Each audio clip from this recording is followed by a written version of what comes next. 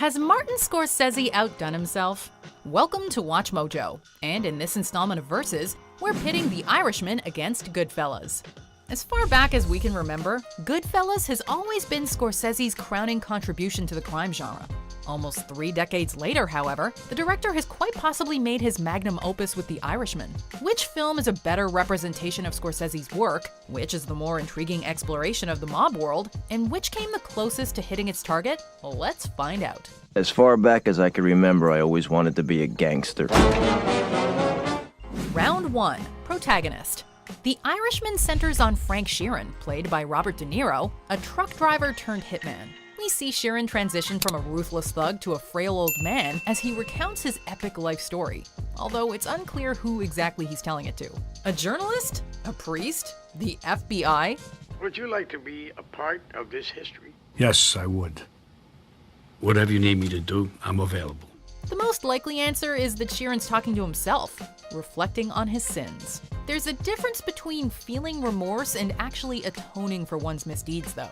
Sheeran is beyond redemption, at least in the eyes of his loved ones, meaning he's destined to waste away alone as mortality comes knocking on his door. With Goodfellas, Scorsese aimed to paint an unsympathetic, deglamorized portrait of gangster life, which we experience through the eyes of Henry Hill, played by Ray Liotta. As charming, charismatic, and cool as Hill can be, he's undeniably a pig who hurts countless people, including his own family. Before you could touch a made guy, you had to have a good reason. You had to have a sit down, and you better get an okay, or you'd be the one who got whacked. While not the film's most despicable figure, Hill never completely earns our sympathy, nor does he ask for it. In spite of his numerous flaws, Hill's biggest regret is that he couldn't live the sweet life forever. Nevertheless, Hill takes solace in knowing that he got to be a gangster, if only for a period. Everything was for the taking. And now it's all over. Sheeran and Hill are alike in many respects, right down to their Irish roots. At the same time, comparing them is apples and oranges, as one looks back on his life with hollow emptiness and the other looks back with pride. Between the two, though, Sheeran is the more complex and mysterious protagonist, leaving more room for analysis and securing a point for The Irishman. Winner, The Irishman. Round 2. Supporting cast. As if the reunion between Scorsese and De Niro wasn't enough to get audiences excited, The Irishman also marked the return of Joe Pesci. Listen, you tell Mark Duduzzo from me that I appreciate it.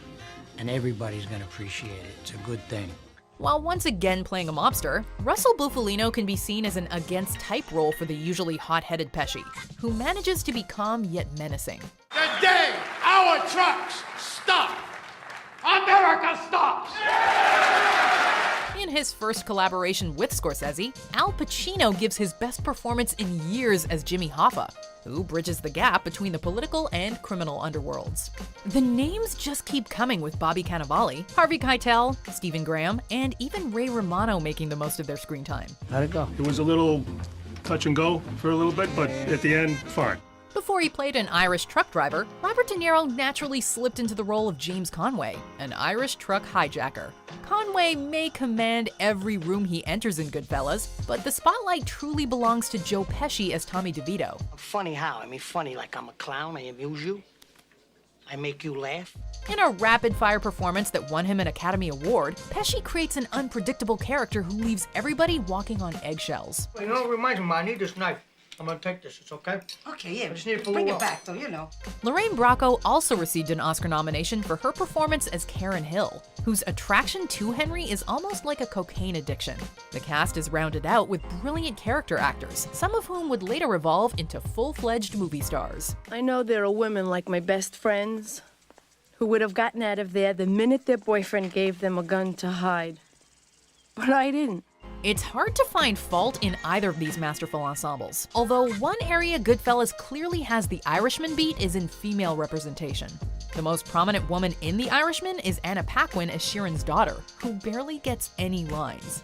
You could argue that that's the point since Sheeran was more committed to the mob than his own family, but it's just enough reason to side with Goodfellas on this round. Winner, Goodfellas. Round 3, Craft. While quieter and less energized than some of his previous efforts, it feels as if Scorsese's whole career has been building towards The Irishman. After decades of honing his skills, Scorsese takes everything he's learned and turns in a modern masterpiece with captivating cinematography, lush production design, and editing that blurs the lines between the past and present. They would just keep digging their own graves, you know? I mean, Stop! Ross! From a technical standpoint, the film's most talked about aspect has been its de-aging effects. While we'd be lying if we said this wasn't a little distracting at first, the de-aging soon becomes an afterthought, and all we're left seeing is a young Robert De Niro. The fact that Scorsese didn't win Best Director for Goodfellas remains one of the greatest injustices in Academy Awards history. What are you, stupid? What's the matter with you? I apologize. What's the matter with you?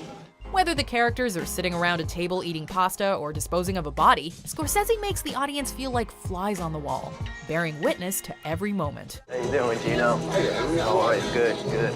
The most impressive shot in the film, in possibly Scorsese's entire career, is a single take that follows Henry and Karen through the Copacabana nightclub. With this meticulously crafted sequence, we're given a first-hand look at all the perks and power that come with being a gangster. What do you do? I'm in construction. You can see Scorsese's signature written all over both of these films. Although The Irishman is grander in many respects, Goodfellas is the film we associate the most with Scorsese's trademarks and the mob genre in general. Thus, Goodfellas gets this round's point by a nose. Winner, Goodfellas. Round 4, Themes. The Irishman touches upon many familiar themes from other Scorsese movies, such as pride, violence, and sins of the past. If we had to single out the film's most prominent theme, however, it would have to be loyalty. Sheeran devotes most of his time to two men, Bufalino and Hoffa. And this man, James Riddle Hoffa, is the guy that gets the job done. I'm behind you, Jimmy. So, when Sheeran is forced to make a decision regarding where his loyalties primarily reside, it amounts to one of the most intense and gut-wrenching moments in any contemporary crime movie. We tried everything to help him, you know that. You tried. He brought this on himself. Sheeran was truly married to the mob, so much so that his actual family blended into the background. Loyalty is a key theme in Goodfellas as well. Whereas Sheeran holds his tongue until the very end though, Hill betrays everything he was taught and rats out his friends to save his own skin, as well as his family's. Well, I gotta get out of here and straighten out everything with Paulie or else I'm dead, Karen. Then you're better off staying in here. In exchange, Hill's able to live out the rest of his life in witness protection, but it comes at the price of his power and his pride. Belonging is another essential theme of Hill's story. Hill spent his life wanting to belong to a gangster family. While he walks away a free man in the end, he's now a nobody on the outside, looking in. The themes of both films tread on similar territory, but The Irishman spells less out to the audience, and is ultimately more interesting to dissect. Winner, The Irishman. Round 5, Dialogue and Writing.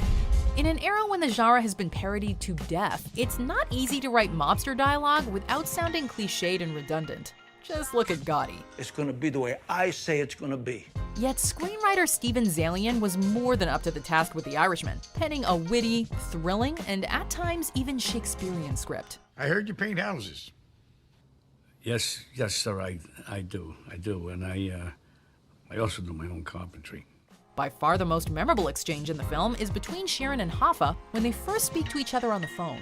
Hoffa calls Sheeran up and says, quote, "I heard you paint houses." This line actually stemmed from the source material's title, and we suspect it will be quoted for years to come. In addition to having one of the most memorable opening lines in cinema, Goodfellas possesses some of the most biting dialogue, not to mention one great insult after another. Don't go busting my balls, Billy, okay? Hey, Tommy, if I was gonna break your balls, I'd tell you to go home and get your shine box.